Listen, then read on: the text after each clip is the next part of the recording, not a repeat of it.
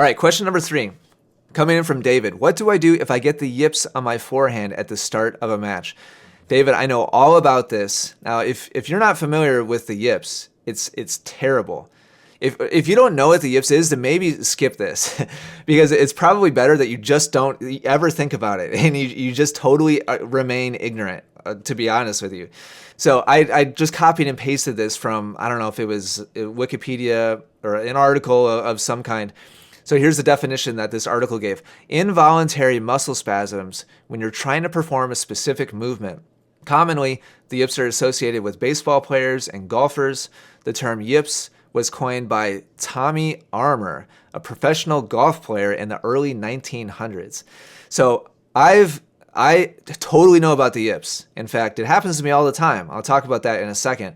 And it's gotten in the past, it's been aggressive for me. I totally lost my forehand, totally lost my ability to hit my forehand, which was my go-to weapon outside of my net game. So once in high school and once in college, it totally left me.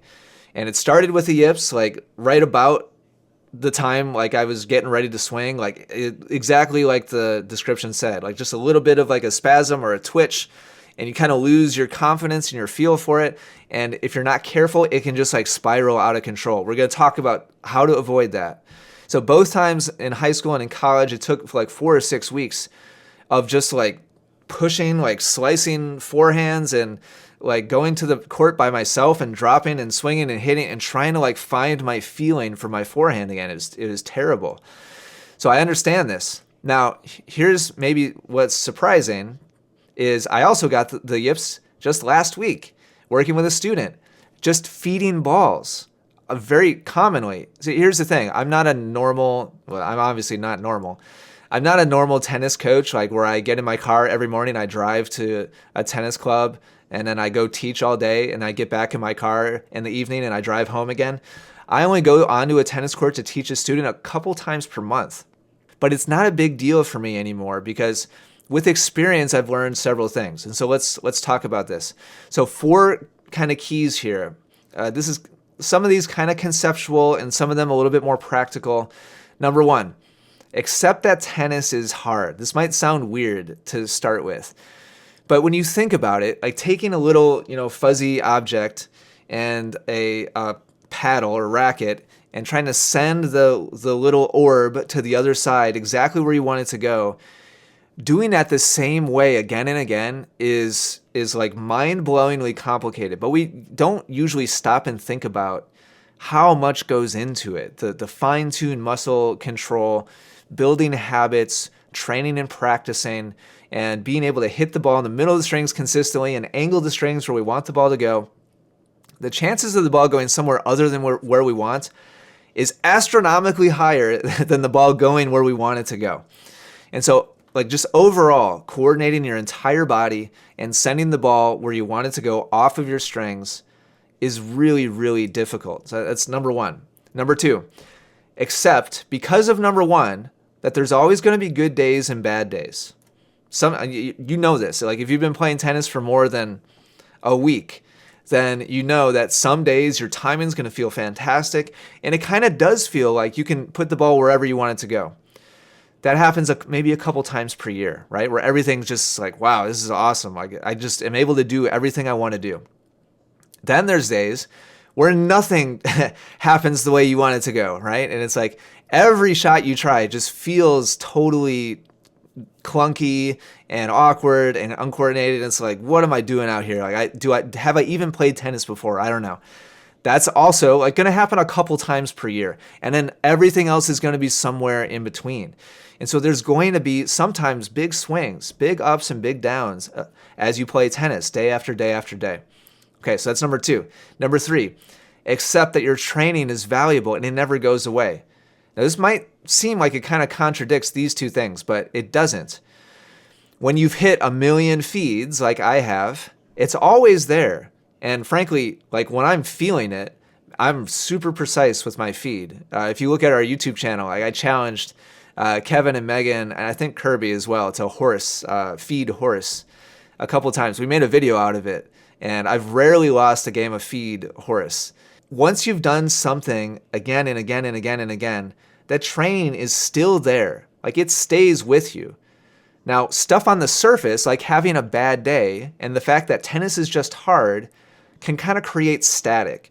It can kind of get in the way and kind of wedge itself in between what you're trying to do on any given day and the training that is in there. Like, you've laid the neurological pathways, and they don't just erase, overnight.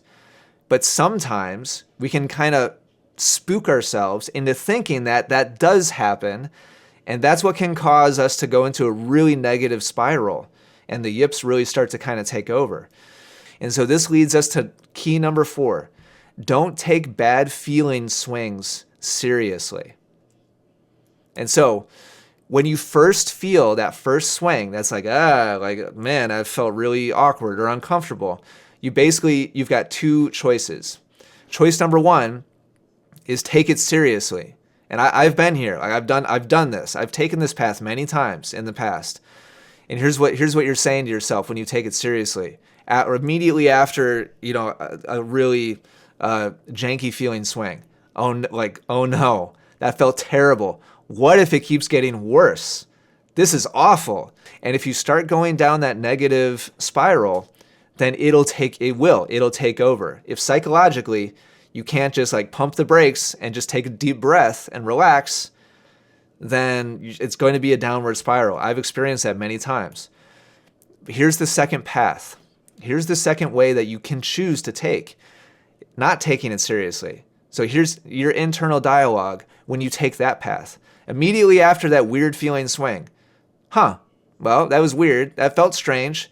But okay, let's just relax and swing again. That's an option. And remember, going back to this, accept that your training is valuable and it doesn't go away. It's still there. And so if you just choose to not take that bad feeling seriously, you can essentially just be like, okay, whatever, and reset. And on the next swing, relax, just be calm, and just let the racket and your body move as freely and smoothly as possible. So here's the deal. I'm not on the court a lot. And so I teach, like I said, a couple times per month. Most of what I do is content and doing digital coaching. So frankly, I feel this feeling pretty routinely now. Like, it's kind of normal for me to feel the beginnings of the yips. And I'm not going to tell you it's like easy, but I keep getting better and better at just not caring and just not taking it seriously and just kind of, well, okay, I'm just going to go to the next one and relax and do the best that I can. And I can tell you that over the years, it's totally changed my ability to handle this and deal with it. Whereas in the past, I would go down a really negative downward spiral.